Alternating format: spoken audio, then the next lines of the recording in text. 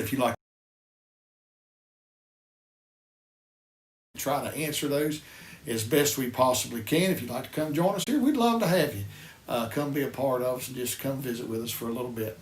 I'd like to talk to you today about Barney Fife. Many of you remember Barney Fife from the old Andy Griffith show, Fearless Fife and all those good things. But he had a great saying that he would talk about all the time, and it was called nip it in the bud, nip it in the bud. You got to nip. There's a little bit of truth in what Barney's saying. Nip it and nip it in the bud.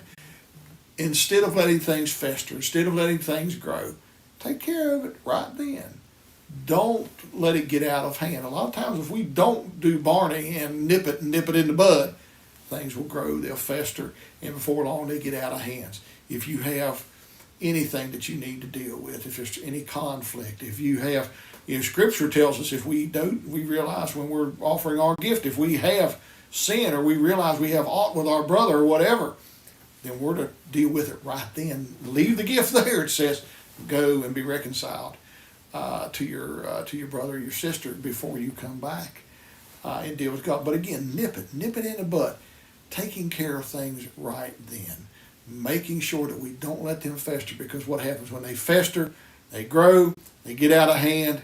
And I have seen families, I have seen lives, I have seen other things who have been totally destroyed because they didn't deal with a situation right up front. Just take care of it right then before it gets bigger than it really needs to. And here's one thing, and here's something we learn from a lot of our politician friends on both sides of the aisle.